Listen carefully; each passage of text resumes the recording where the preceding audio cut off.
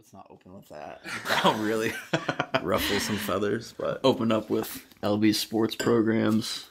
yeah, we don't need to talk about that. But I'm joined today by Cole Smith. I didn't make you introduce yourself. That's all right. But you've been dying to come on here. I just I don't know why. I feel like every time I see you, you mention something. I feel like we can have some very interesting conversations. We can, and we will. We tried to get you on the Coyote Fest. I was You're working. busy with work, unfortunately. You're a working man. But so Cole, what have you been up to? I do a lot of work and a lot of schoolwork. And you're working. What is your job right now? I am a RN in the emergency department at Blanchard Valley Hospital. I've been doing that for about 2 years now. 2 years. That's a while. Time goes fast. I've been out of high school for a long time now. It does seem to go fast. So you probably see a lot, don't you? We do see a lot. It comes and goes. It seems like fall was very mild in the terms of a hospital, and then December 1st hit, and it was like someone flipped the switch. And It got kind of wild. the word we use is acuity. That bases like the higher the acuity, the sicker the patient. Mm-hmm. That can be based off of various factors. So December 1st hit, and the acuity just Flew it up. went through the roof. Really? Just everybody's getting sick. Everybody's getting in car accidents. So what? I mean, every time somebody comes in, it's kind of something different, isn't it? It is. You It's a have to- lot of the same, a lot of different stuff. Yeah. So. You just get used to certain scenarios and how to act in them. Yeah, we see. I'd probably say our most common complaints that we see are chest pain and abdominal pain. So, Okay. I mean, everybody that works in the emergency department, they know the workup for abdominal pain. If you're having diffuse belly pain, you get lab work, you get a urine sample, you get a CT scan. Because your abdomen's got so many organs in it, you got to do a CAT scan basically 75% of the time to rule out various different causes. And chest pain, obviously, do the EKG to rule out heart attack, arrhythmia. We'll get too far in depth, but you got to do blood work to look for what's called an NSTEMI, non-ST elevation myocardial infarction, which is a heart attack that doesn't show up in the blood, or it's a heart attack that shows up in the blood, but not on an EKG. So you got to draw blood work to make sure that you're not having that sort of fiasco. So how often are those kind of just false alarms and people are thinking they're having a heart attack to how many are actually real? We have, there's a very common discharge diagnosis called nonspecific chest pain or atypical chest pain. I'd say we discharge 80% of people with chest pain. That's a lot. But, I mean, you never know. Like, that's something you don't really want to take your chances on. No, and I always tell that to my patients. I say, well, it's good you came out, because even our age, we're in our 20s, and if you're having chest pain, there's things that can happen. Everybody's heard the stories of the 20-year-old healthy people just go over collapsing. So Right. it's always good to get checked out. Right. And so what, like, in the event that someone actually is having the heart attack, then what? Is that a code situation or not? I wouldn't call it a code situation, but things happen pretty quickly. So we get the EKG. That's usually the first thing, because that's what tells us if you're having a heart attack or not. I always like to get eyes on the EKG just to kind of see, like, if you look at an EKG, it's broken up into sections of the heart, and based upon where the changes are, you can tell where the artery that is affected is, and that kind of changes your treatment just a little bit. So if the right side of the heart, which is the pumping side of the heart, is affected, you don't want to give these people a lot of fluid. You don't want to give them things that are going to slow down their pump, or they're going to back up. And this. Well, what's the main treatment? Do you typically try to dilate vessels? All we do, medication-wise, is we do a little bit of pain control. You might get a little bit of fentanyl. Okay. You're going to get an aspirin because that prevents your clot from getting worse. Right. You get 2 IVs. You get supplemental oxygen. You get your clothes taken off, and you go to the cath lab. So, and they go in, and then they So do you're the work most from so there. you would move them to a different. Our goal area. is to have the American Heart Association. They have a goal. They have set standards. You come in saying you're having chest pain. Is that ACS or is that like AHA, American Heart Association? No. What's the advanced cardiac? ACLS is Advanced Cardiac Life Support. That's actually when your further heart, down the line. That's when your heart actually stops. Okay, and then that's the procedure. Then that creates. So do you a ever flow. see anybody like that, or are they already onto a heart specialist by then? I had a guy having a heart attack that went into cardiac arrest right in front of me just a couple of days ago. So It's always one of those. So do you guys situations. act on that, or you try to move them quickly? We or try what to is- get them out of there, but I work overnight, and the cardiologists aren't in house overnight, so we got to call them in, and that takes a little bit of time. But goal is to have somebody in the cardiac cath lab in less than 45 minutes. We Right. meet that probably 90% of the time, unless we got to intubate somebody, unless they're in cardiac arrest. So if you're having a heart attack, make sure the cardiologist is in. Do it between the hours of 7 o'clock in the morning and 7 o'clock at night. Right. Man, that's so wild to think that. Yeah. I know I was in on up at UT. We were working on a project, and I was able to sit on some of the nurses training, and it was just, I don't know, it was kind of eye opening to see what actually goes on in there and how chaotic it can be. Chaos is bad in those situations. Right. though. We You always don't want say- that, You don't but- want. You try to avoid chaos because chaos is bad. You got to have a good leader. Everybody's got to know what they're doing, and things work pretty systemic. So Mm-hmm. ACLS, like you mentioned, it's actually really, really, really simple when you practice it. So Mm-hmm. it's broken down into an algorithm. You follow it and you repeat it, and you keep repeating it. So that, from my understanding of it, it starts, you shock at a certain level and bump up. Depends upon the rhythm you're in, because you can only shock 2 rhythms. Okay. You can only, So- you can only defibrillate 2 rhythms. It's VFib and AFib typically. VFib and pulseless VTAC, you can shock. You can defibrillate. Okay, so that would those. be, I guess, for people, ventricular Ventricular tachycardia and ventricular fibrillation, which for further explanation, ventricular fibrillation is when the heart's just kind of quivering, Okay. which, if you look at studies, people will be, if they go into cardiac arrest, they'll be in VFib for about 1 minute to 2 minutes, and then their heart will stop. They'll be in a flat line. Like you see on Grey's Anatomy, you can't shock a flat line. You're not shocking anything. There's got to be some sort of electricity to shock to be able to produce a regular rhythm so the heart's beating normally. Okay. And then they also administer epinephrine typically, or? Epinephrine is the first line medication for every single cardiac arrest rhythm. And for the VTAC and the VFib, then you can give And that's amiodarone. basically, that's what we call adrenaline, basically, in lay Adrenaline terms. is, well, epinephrine's a weird drug. It's based upon concentrations. It's the only drug that's based upon, it's like 1 in 10,000 and 1 in 1,000. Mm-hmm. Adrenaline is the 1 in 1,000 dose, which is what you give in your EpiPens. Okay. Epinephrine, epi, is 1 Okay, I in didn't actually 10,000. realize that. So that's what you use for, like an allergic reaction. Yes. Okay. Yep. Same Same thing, concept. different concentration, though. Okay. So epinephrine it'd be a higher dose administered during a cardiac Yeah, arrest. it's 1 in 10,000. Okay. Or 1, yeah, it's a complex drug. Really? And further line for VTAC and VFib is amiodarone, which is a ventricular antiarrhythmic, can also be used in AFib in some occasions. And, What's the difference between AFib and VFib? Just like basically. AFib is when the top and the bottom part of your heart aren't working in conjunction. So you have a mess up between your sinoatrial and your atrioventricular node. They aren't syncing correct. So the top chamber may beat and the bottom might beat right after. It's just a irregular. And then rhythm. VFib is VFib is complete electrical chaos in the heart. The heart's not beating. It's not pumping blood. You're dying. yeah, that's not good. So you try to shock it back into a steady rhythm. Yep. And the goal is, as soon as you recognize VFib, you're supposed to defibrillate it in less than 1 minute to 1.5 minutes. And then at that point, really, I mean, you're just looking for a response, right? So you kind of just give it. I mean, anything you sometimes- got if it's. Yeah, I mean, I've shocked people before that are. It's kind of a weird experience when someone goes into cardiac arrest in front of you. The first thing is, oh shit, that's the first thing. Right. Then you got to think. We got to do the airway. We got to start CPR. We got to breathe. Do we have IVs? That sort of thing. So you guys stop and do compressions. Now that it's come back to me, shock, and then somebody gets in and does compressions. Yeah, don't touch the patient while we're shocking them. Then you'll be right. the next one getting compressions done. But we go hands free. If we know they're going into VFib, we won't start compressions first. We'll shock them real quick, and then if they don't go into a normal rhythm, then we'll start compressions from there. Man, that's wild, and it all happens so fast too. It happens fast, and that's why you got to train stuff like this, man. Because it's if you just don't train, you don't be knowledgeable in your area, and that sort of thing happens, you're going to be in the dust. My question here's one, and I don't know if you've thought about this, but they have the automated defibrillator, like is that ADS or whatever, the wall units. We use But those are supposed to, like, anybody can just put them on and hit go, and it. supposed to figure it out, The correct? ones that we use in the hospital, because defibrillators, they can do a variety of different functions. The ones that are in Walmart, Meijer, or whatever, they do one thing. They recognize the rhythm and they shock you.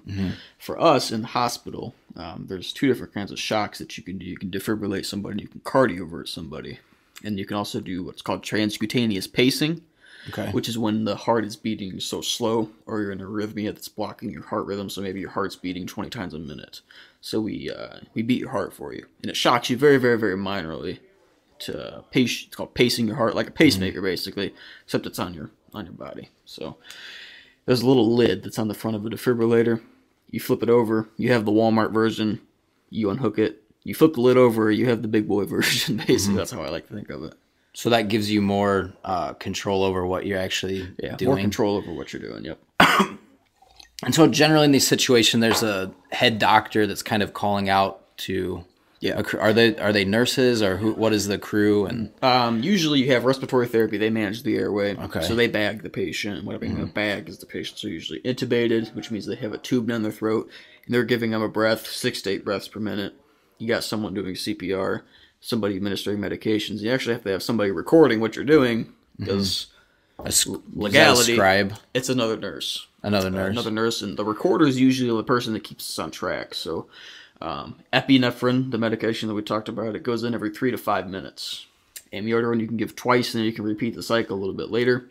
And you shock everybody about every 3 to 5 too. And you have to actually check for a pulse every 2 minutes. It's typically the rotation that we keep. So they're the ones that are watching the clock. They're keeping us on track. They're saying, hey, do you guys want to try this medication? There's a variety of other medications you can try based upon what you think is going on with the patient.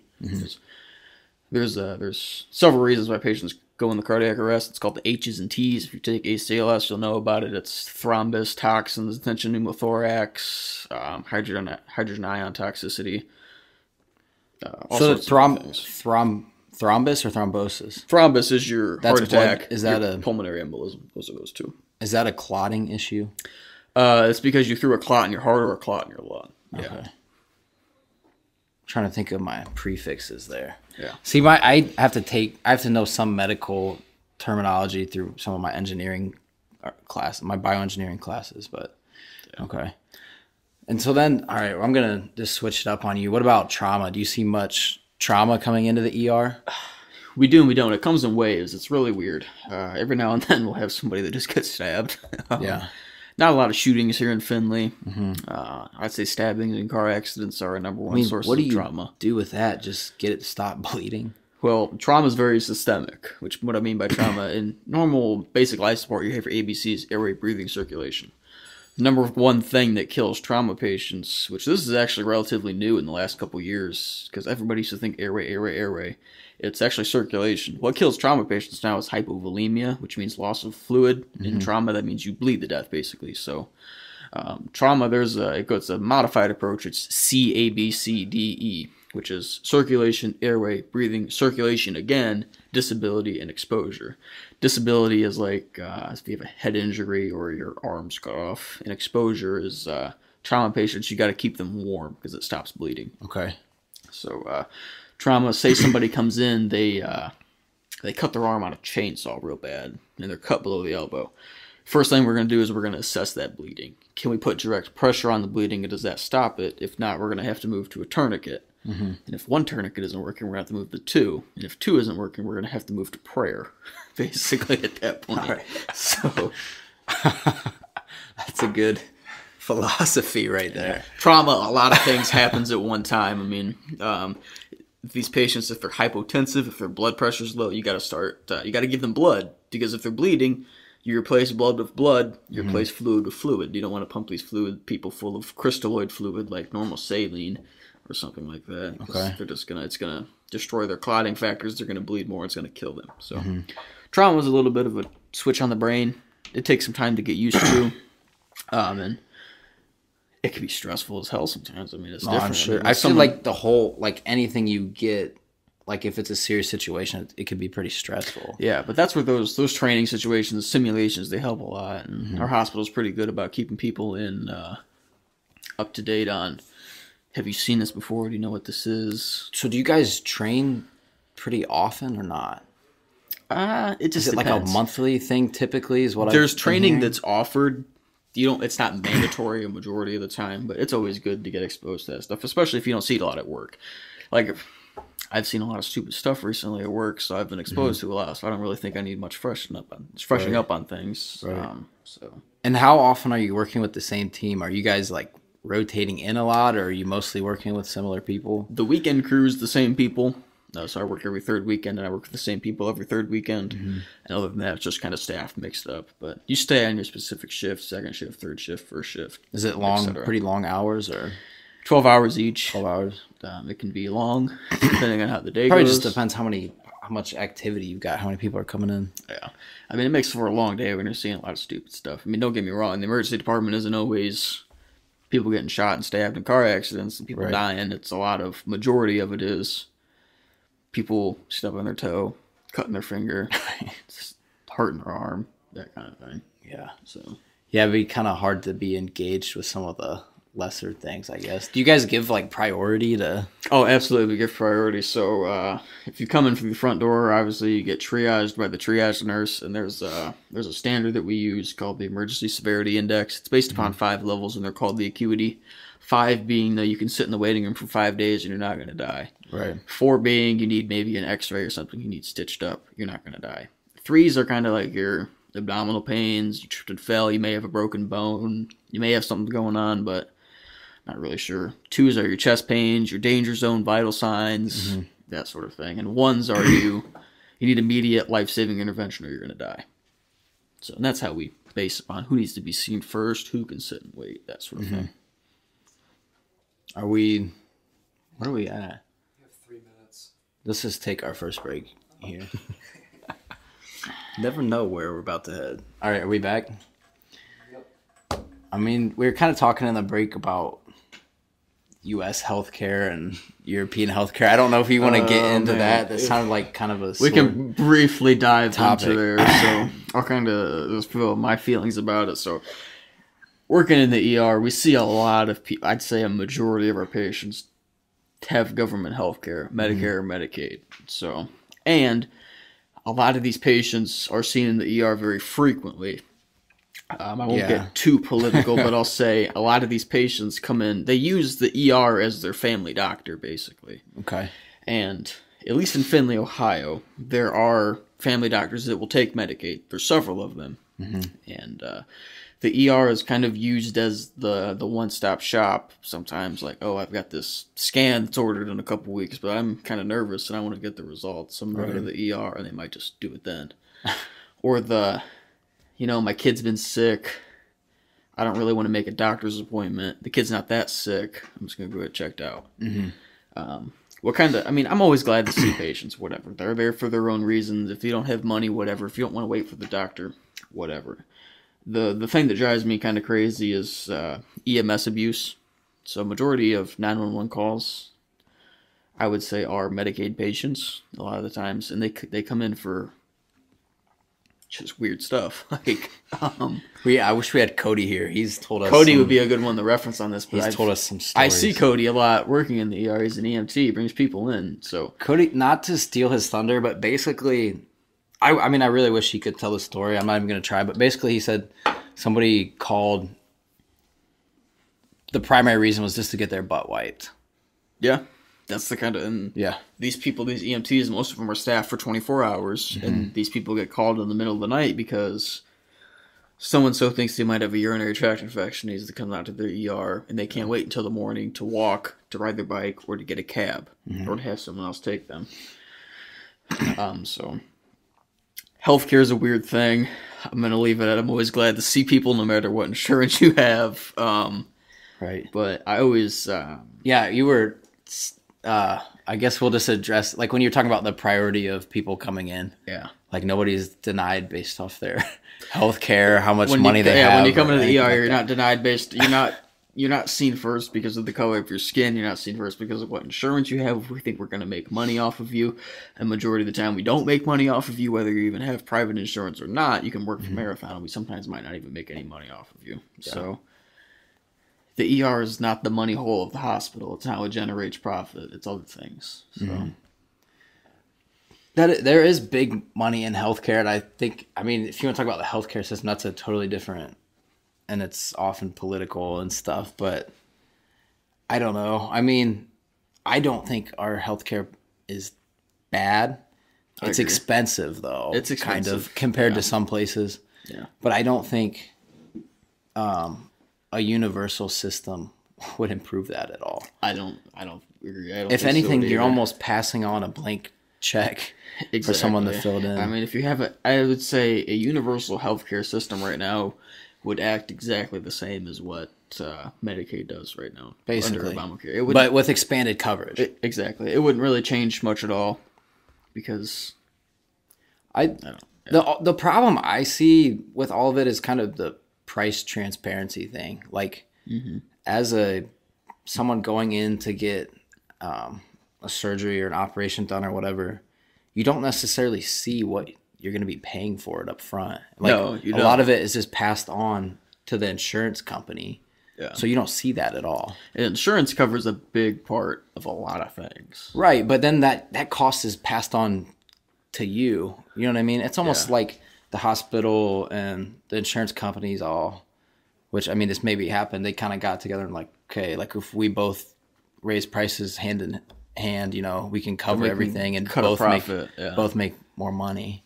Yeah. So it'd be nice if you could kind of shop around more, if it was more of a consumer thing to go get like an operation done or something. That would be nice, yeah, because it's pretty much a set base cost, based whatever you're having done. So you're having a knee replacement done. It doesn't matter who's doing your surgery. Right. If it's getting done at the same hospital, it's gonna be the same price because you Right. got to pay for the surgeon, anesthesia, the staff members.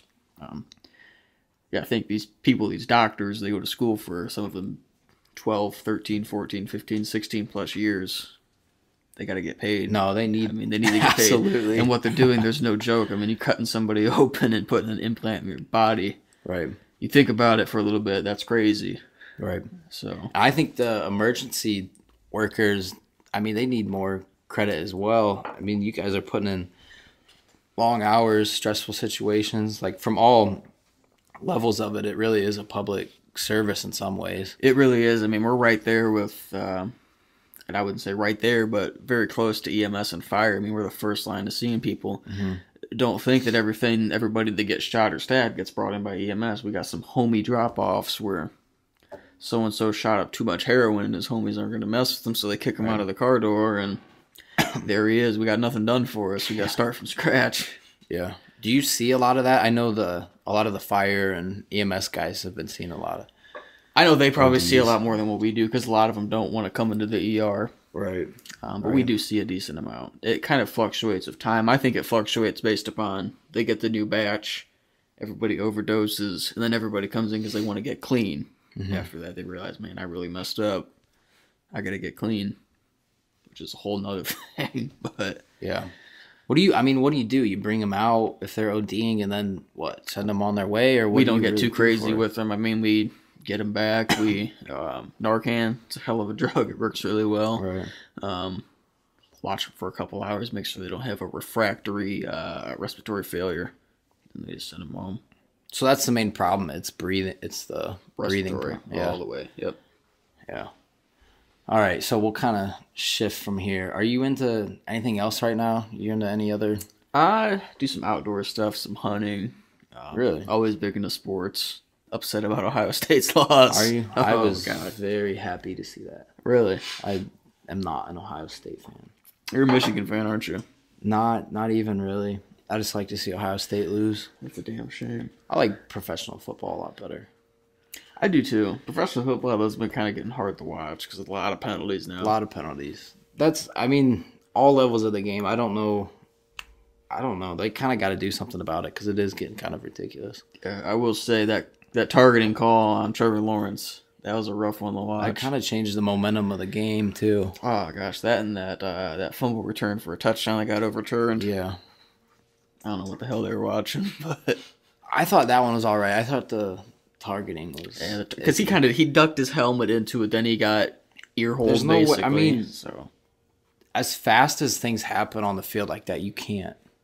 it's hard to be a judge. Yeah, I mean that's why they got to have replay, but replay is supposed to eliminate the error. In that situation, if I remember it right, he hit him with his head up too. It wasn't like he ducked. Yeah, he didn't. That's- It looked like he If just you hit someone with your face mask, it should not be a targeting call. You should have to No. duck your head. because that hurts pretty hard. It's pretty painful to hit somebody with your face mask too, because it kind of pushes your neck back. Yeah. So it goes both ways. I mean, getting hit hard hurts, but hitting somebody hard kind of hurts as well too. It can, yeah. But I don't know. I mean, yeah, you want player safety, but you also want people to be able to play. Exactly. Yeah. Oh. So I know in the NFL you're seeing a lot of people getting their knees taken out and a lot of Yeah, ACLs, in my especially right opinion- after those rule changes happened of targeting and That's hitting just high. as bad. I'd rather have someone hit me high than hit me Yeah. low. I mean, you talk about CTE, but taking out somebody's knee puts them out for a year automatically, basically. Concussions a week or two, ACLs 16, 17 Yeah, weeks. I think I guess you do. You have lifelong problems with the knee too. I was gonna say. I mean, the lifelong problems with a concussion is kind of the Yeah. problem with it. But I don't. I mean, like all these guys in the UFC, like I just don't understand. They have to have concussions and stuff, and like you never see any of it reported.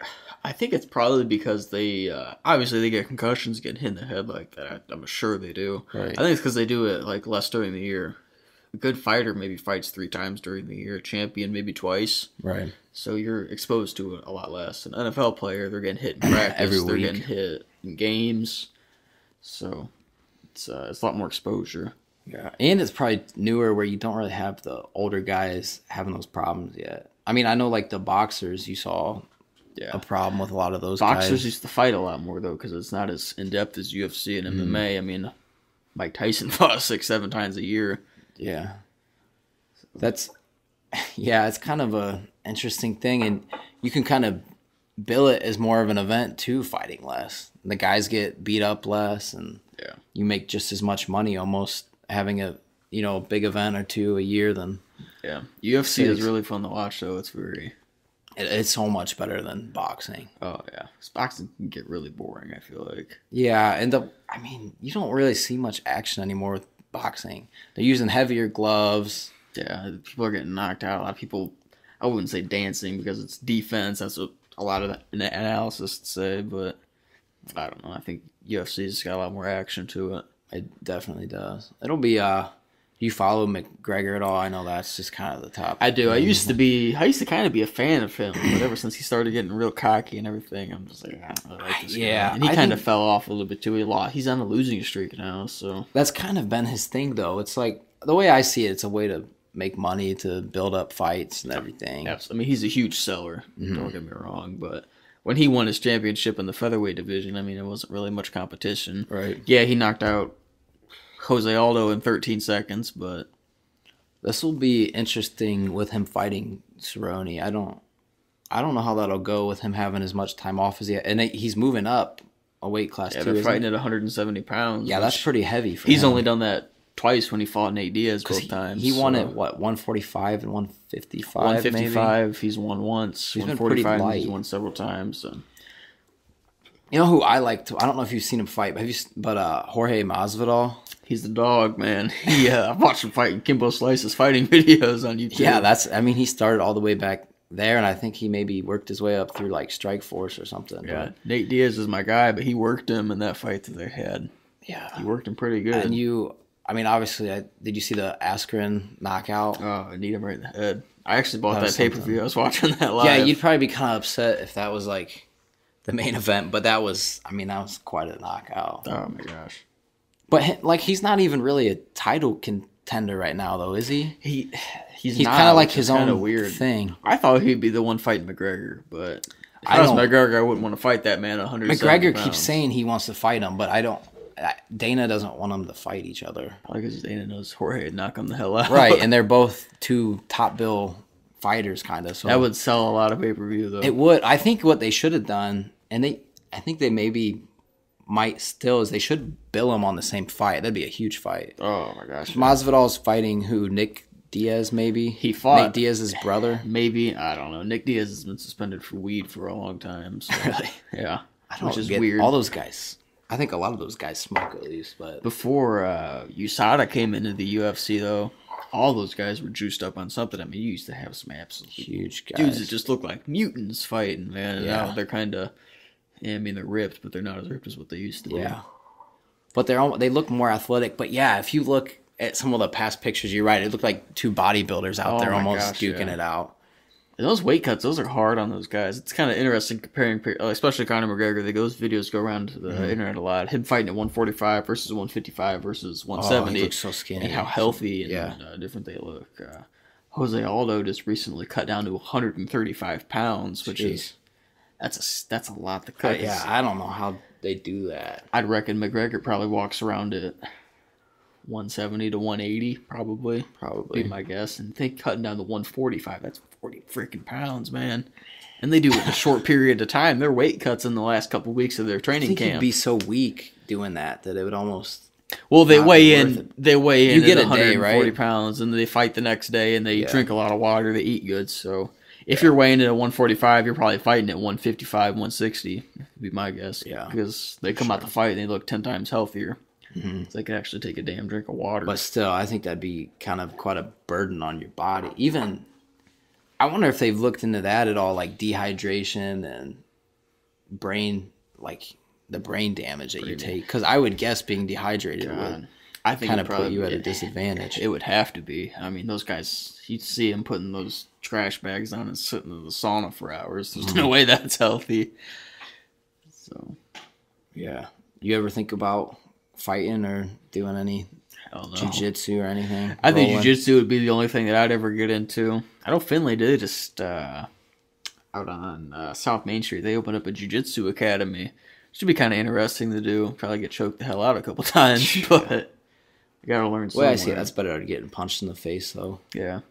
I think in a street fight though, I don't think jiu-jitsu would do you much good. That's supposed to be the best. Maybe if you're fighting one guy, but a lot of the time everybody's got their homies with them, and I guess. you can't choke out two people at the same time.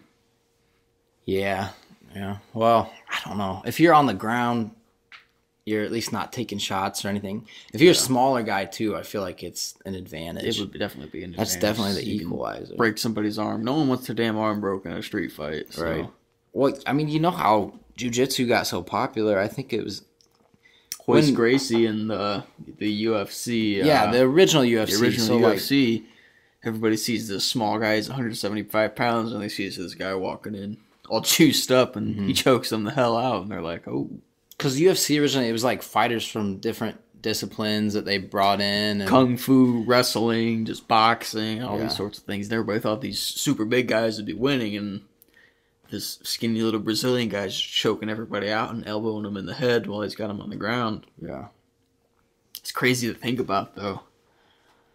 Yeah, that's like kind of a completely different concept because now everybody's like trained in basically the exact same disciplines and fights. Yeah. Like pretty similar. It would have been interesting to see the Yeah. different. They obviously they know who they're gonna fight. They say I'm fighting a wrestler. I'm like, shoot, I gotta get my wrestling and my jiu-jitsu game up. If I'm fighting a boxer, I gotta learn how to get my defense up, and maybe I do want to wrestle if that's my background. But it's a lot more interesting now. Everybody has a different background. Everybody has to kind of critique their style based upon whom they're fighting. Right. Yeah, a lot of times, I don't know. Sometimes strikers are more interesting to watch, but sometimes seeing people really work, as long as they're not just like laying on somebody, it's pretty interesting to see. That can be people very work on boring the ground. because jiu-jitsu is like it's very like mathematical. Basically, it's very I don't know what the best word for it is, but it's Almost like precise. chess in a way. Yeah, it's strategic. That's a good Yeah. word for it. Because you gotta, this guy's throwing his arm over, his leg over this way. I gotta block it. Here's the submission that I can do. Or boxing, sometimes it's like we're just gonna punch each other in the face, and whoever goes down first. I don't That's know if what- you watched the Colby Covington and Kamaru Usman fight. I didn't see that, no. That was a very good fight. Kamaru Usman actually broke Covington's jaw in like the third or fourth round. Really? It almost went the distance. Usman TKO'd him in the fifth round, but great fight, great boxing match. Yeah. I mean, have you seen Khabib fight at all? He's a mauler on the ground, man. People just can't get him off of him. That'd be so frustrating. Oh my gosh, yeah. Yeah, I mean, and that just wears you out. I don't know how they get the stamina to last those fights. Like, if you go screw around and wrestle or something, it's like Exhausting. 2 minutes of that and you're like dead. Yeah. Well, high school wrestling matches, they're 9 minutes. And Did I you wrestled- wrestle? I wrestled for a little bit in high school, and very seldom did it go all nine minutes. But if it did, it's like, I need a break. No, I'm sure. Need some water and an hour break. 2 minutes. Do you wanna? Let's break here. Oh, cool. Cole was a rapper. Oh man, hardly. We're down at Cincinnati. I don't know if you heard about the Tour de Franzia. Oh yeah. Are we gonna start with this? Are we gonna talk about? Are we rolling? Yeah. All right, we'll get started. We're back. Oh god. So talking about the Tour de Franzia in Cincinnati, me, Justin, and Jake Nichols killed a bag of wine, 5 liters in 17 minutes, and I didn't survive the night. Basically, I'll blame it on Justin. He sabotaged me with a couple Natty Light seltzers Before or after? after I drank all the wine. So, After? yeah, it kind of sat in my stomach pretty hard, and then Yeah. you know, That's how not the good. story probably goes from there. Vomiting. Yeah, I think I saw that. lots. That's a rough time. Oh, all the time. What were you gonna say? What were you saying about rapping though? That's how we got started because you're a rapper. You know, every Oh, now I and heard then. you got in like a diss fight with some girl. No, it wasn't a diss That's what fight. I heard. I heard you told some girl like. I was rapping quite I a heard bit you said after some I bad was pretty things. intoxicated, so I started rapping. You know why I heard you not? said some mean things about her. And I ended my verse with a diss towards her. I'm not gonna Yeah, repeat don't what I say said, but If I remember it, don't say it. yeah, don't say that. I heard But that was pretty bad. But Hey. no, I'm just. it happens, you It know. happens. Long night or long afternoon. You guys did that what at like noon? Something like 1 o'clock in the 1 afternoon, o'clock. man. We'll leave it at that. Yeah, I've never experienced anything quite on that level. So. I'm not gonna ever do that again. So Yeah, it doesn't seem like it's not a fun. I time. hear a lot of bad after stories. not a fun time. Probably fun during. No, But- not really. No. Because you just know what's coming. It's like impending doom. Okay. It's like You no, like you're you gonna like woke up in the middle of the night and you were already It's like- nervous for it. exactly. It's like you know you're gonna do something and you're just gonna get shot in the head in the end. So, except you're gonna get super intoxicated gonna and throw vomit. up everywhere. Nasty. I've never vomited. And I don't want to get to that level.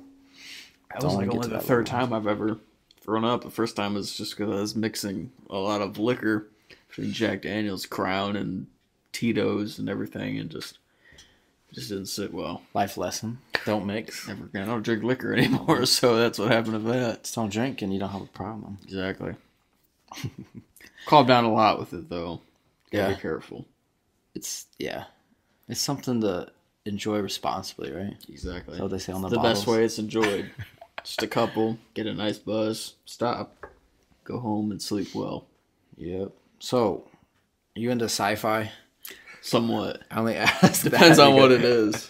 No, it's New Year's Day, and they always have the marathon of Twilight Zone. Of Twilight Zone. You ever watch Twilight Zone? Never seen it. Never. You haven't even seen any of them. I've heard of it, but I've never seen a single Oh episode. my gosh, you're missing out. That show, that's like one of the better shows of the 20th century. Really. I think that's a hallmark in 20th century culture. I'm just going to throw that out there. I was And a you big missed fan out on of Game of Thrones. I know it's not really sci-fi. It's That more is not fantasy. related.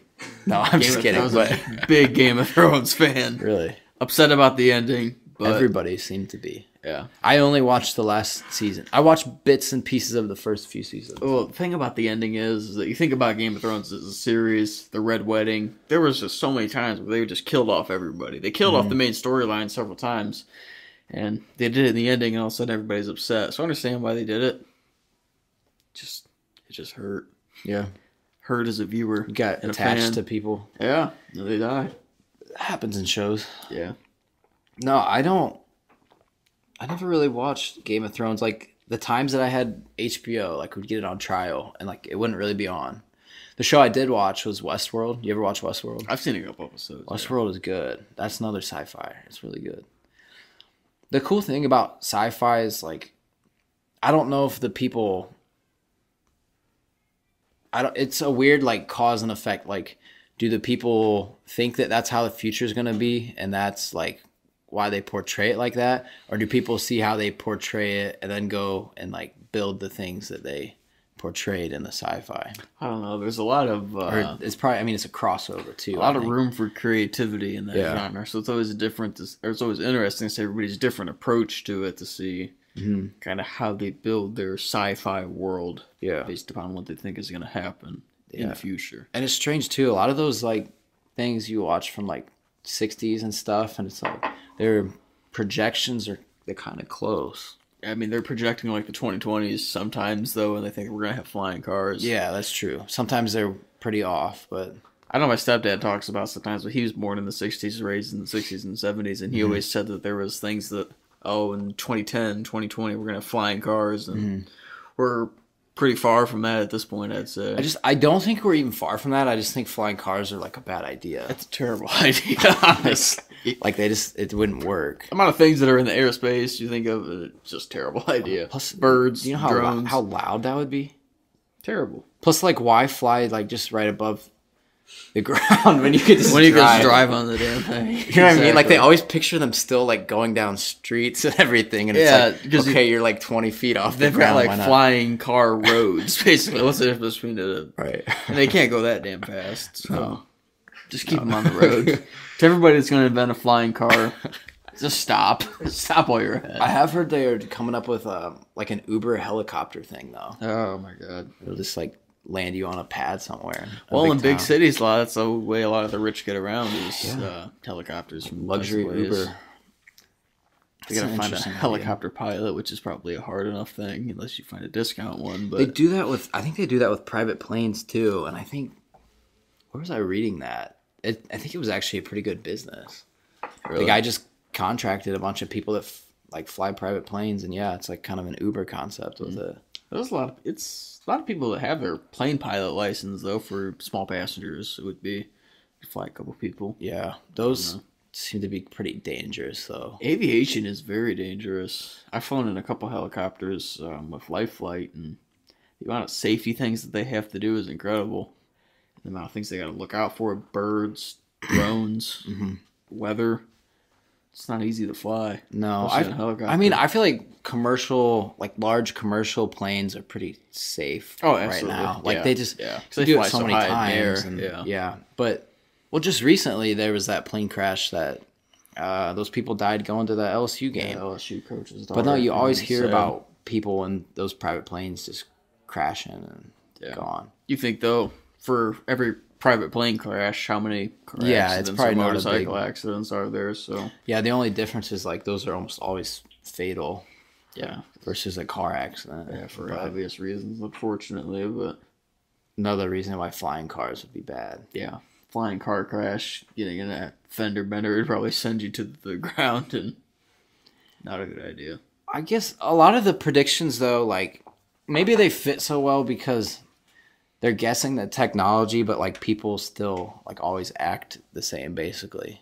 Yeah. So you kind of like project in like a future society, but like people still typically act. Yeah, I mean, you can change your technology as much as you want, but you can't really change the asshole that's going to be tailgating behind you if your car is flying or whatever. So yeah, it's very true. Sci-fi kind of portrays the perfect world sometimes, except for the event that's happening. Or apocalyptic. Yeah. Or like post-apocalyptic and stuff like that. That stuff's always interesting to think, is it going to be like the sun gets covered up and then we're post-apocalyptic, or is there zombies or something? Or nuclear war. Nuclear war is another good one, yeah. Yeah. That's, it's kind of strange. Like before World War I think a lot of artists and writers started like writing like apocalyptic or studying apocalyptic themes like right before World War I, almost like they could kind of sense it coming. And World War I was just brutal. Brutal trench warfare. Probably about as close to an apocalypse at that time as you could think. Especially you look at the terrible ways they killed people with sulfur gases and stuff. Just dropping bombs right on somebody's trench. Yeah. I mean flamethrowers. Yeah. Even World War II, though, like just mass genocide and nuclear bombs.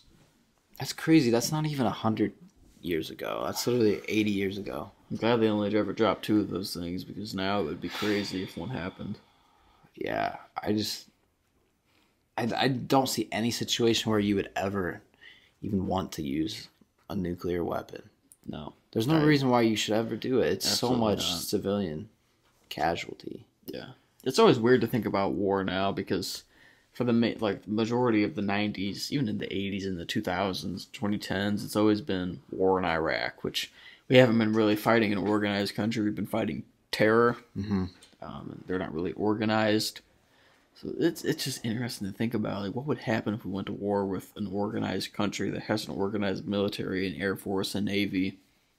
Not something I want to have happen, but No, I almost don't think that war can even operate on that level anymore. I'd happen to agree. It'd be insane Like, if it did happen. I don't think you're ever gonna see two like infantries just squaring off. Yeah, at because each if other we anymore. sat in a damn field again, we just mow each other apart. You'd have Right. planes flying over, dropping bombs on people. It would just be... No, I think it's more precision. It's more special forces and small operations attacking this and that. yeah, Airstrikes and that honestly probably works better. You get as good or better results and less casualties. Absolutely. Yeah, thankfully, because I mean...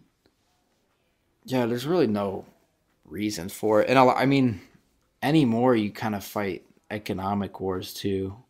And that's probably what the causes of a lot of wars in the past were, but it's like economical and political. there's no reason to go kill people for it now, really. Could you imagine, though, just back in the day, just lining up in a field across from somebody with your sword and your horse? No. Just knowing that you're going to charge right into each other. Yeah, Somebody's spear hitting you. it's pretty wild, and it happened all the time. That's and really crazy. not for much, for a little bit of land and resources, maybe. Exactly. Just think like the physical shape those guys had to be in to just swing a sword or hold a shield and have all that armor on them constantly. Yeah, I kind of think that people have degenerated.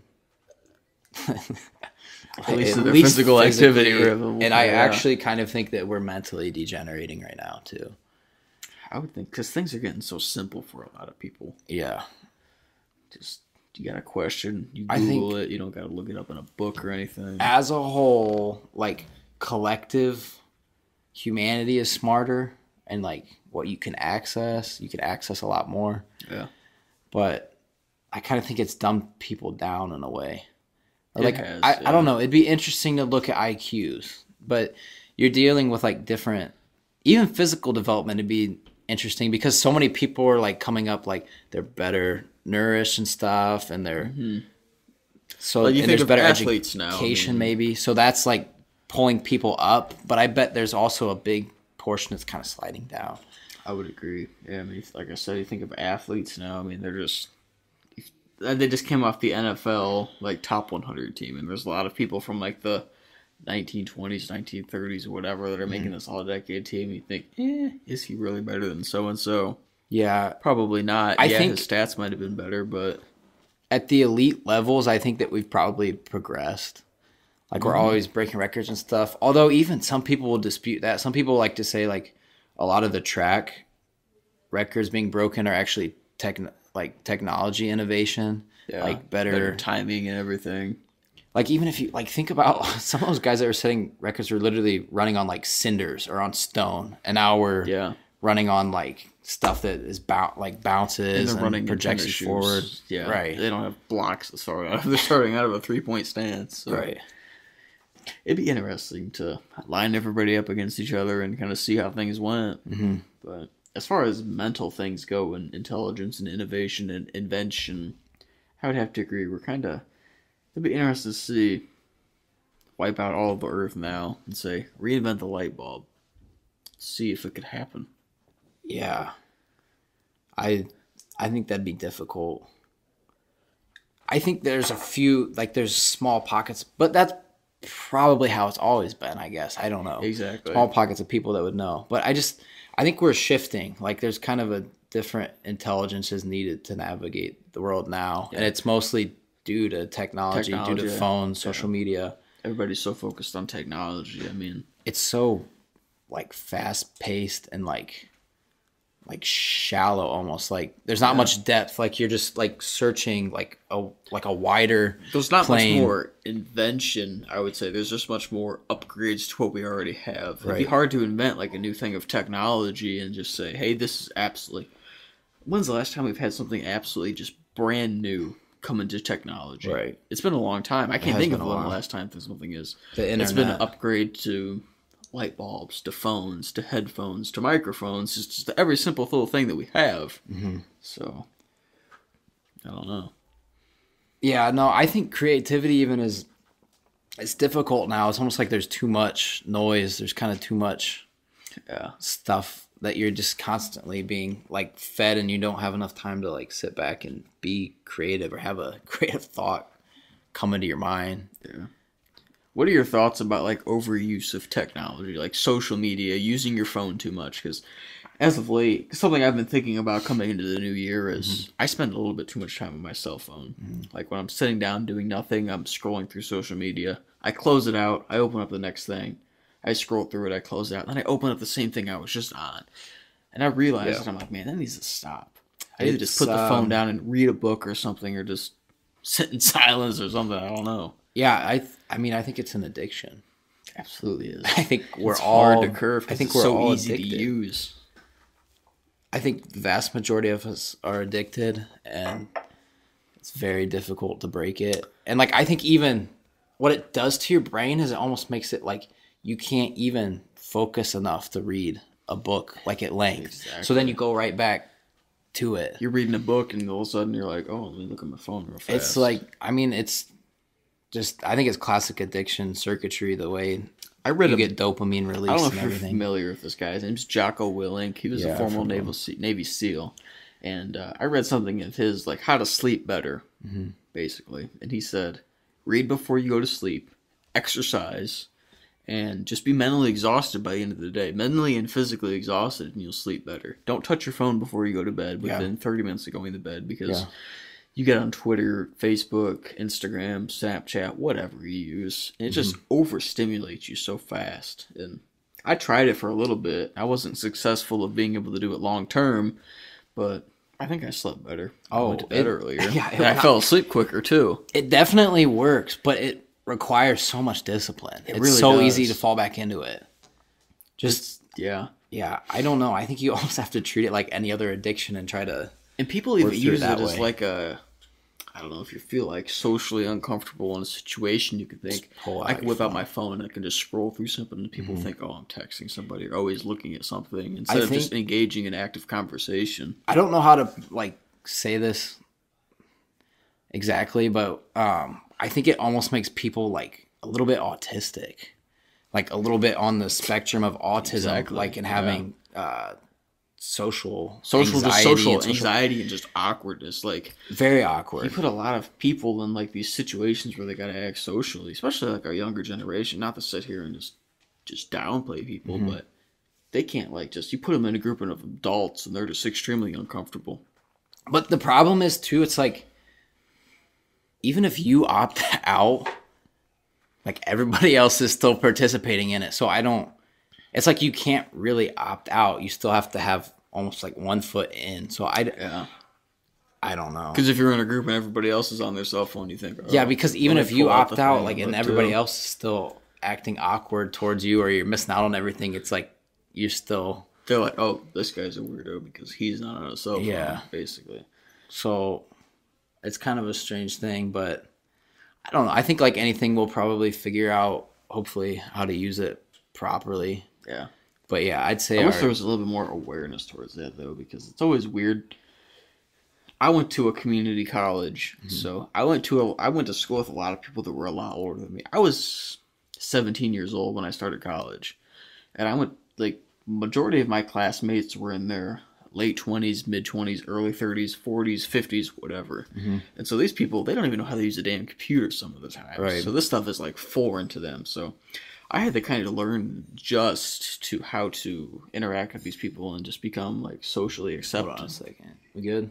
Yeah, sorry we had to stop you in your rant. That's fine. Go ahead. So I was talking about how I went to school, because I went to a community college initially, and I went to school with a lot of older people, and just kind of how it just developed me socially and able to talk to people more efficiently, just carry on conversations. Because I mean, when you're interacting because I went to school 3 days a week for nursing school with these people that are a lot older than you, and you take care of patients that are, majority of them are older than you got to kind of learn how to talk to them and just communicate, because most of them, being in their 30s, 40s, and 50s, and 60s, and so on, they don't use their cell phones. They don't talk in the social media lingo. So you got to be able to.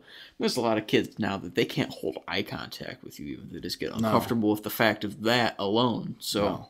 And I've noticed myself like regress in social skills. I'm like, what is going on? I'm like, I know like 4 or 5 years ago, like exactly.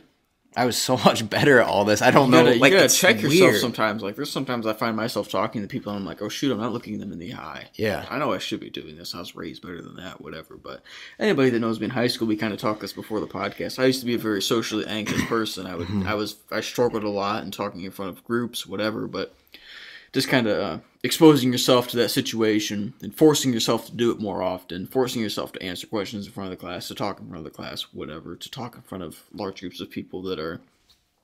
Like at nursing school, I had to give presentations in front of doctors and things like that. And initially, it scared me to the core. Like I was like, God, I can't do this. But now that I've done it more, exposed myself more, I feel a lot more comfortable socially. Like I personally, as a nurse, I teach classes to other nurses, to other new people. So it's developed a lot more socially. I'm able to have these sorts of conversations and not feel anxious, not feel awkward to these people. And there's a lot of kids now, younger generation, like we were talking about cell phone and social media usage, and they get so hooked to this. I mean, their posture is affected by it. It just affects your whole body as a whole, I would say. Yeah. Your mental capability. I think it and puts you social so much more in capability. your head too. Exactly. Yeah. Which is not necessarily a great place to be, especially.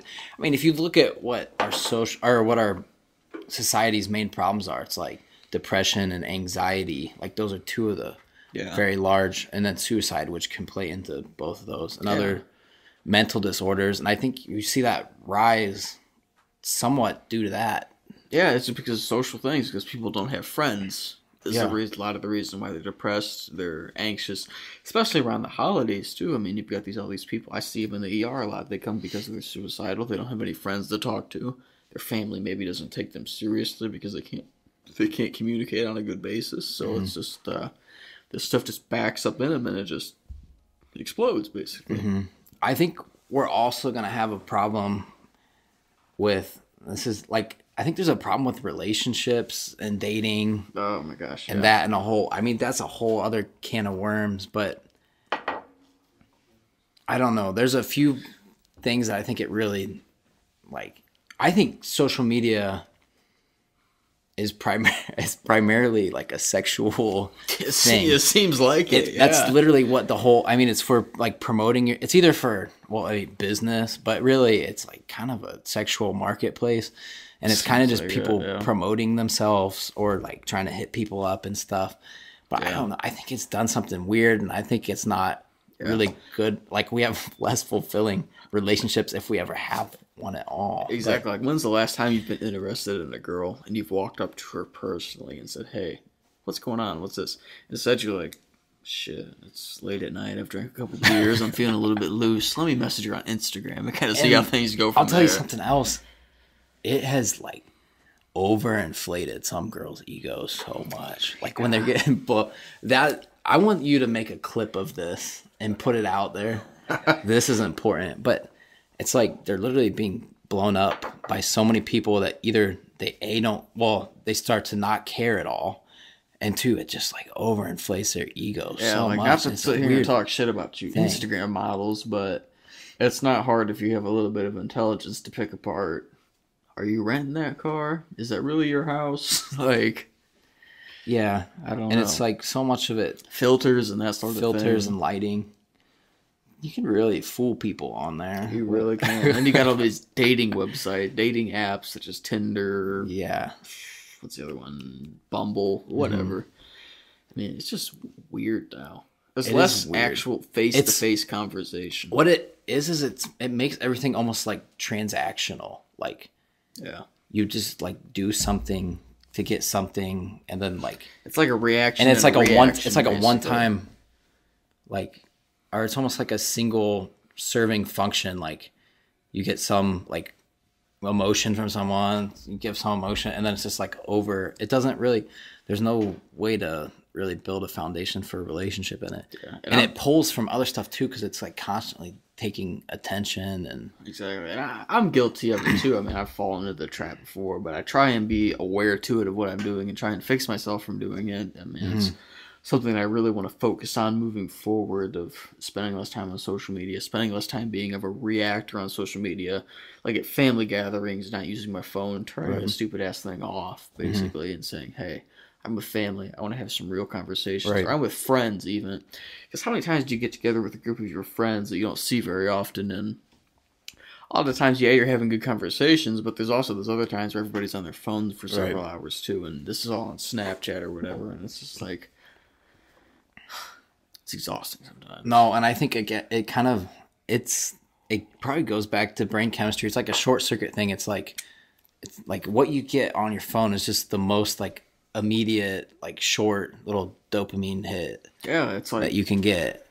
it's like It's like racing to the brainstem. It's like just primal things. Like yeah, it's like I messaged this girl on Instagram. Oh shoot, she messaged me back. I gotta look at it right now. I can't wait. Because you got to get that response and that high from it. it really detracts from actually forming a deep, meaningful relationship or even having like a good conversation with anyone. Yeah. Good conversation is hard to find now. Like, you can't really just engage in a deep conversation with random people. That oftentimes, I mean, it's probably never been like that before. I'm not going to walk up to a random person on the street and start asking them what their religious or political views are or whatever. Yeah. It's just going to get very awkward very quickly, but at least with people you're friends with and that sort of thing. It should be conversations that you're open and you feel comfortable to have, I'd say. Yeah. No, I agree. So, I mean, it'll be interesting to see how it unfolds. But, I mean, that's kind of why we do this podcast, too. We get rid of our phones for a little bit and are able to talk one-on-one and then Absolutely. shoot it out there to people. But thanks for coming on. Yeah, not a problem. Thanks for having me. I'd be happy to come back anytime. All right. Done. Peace.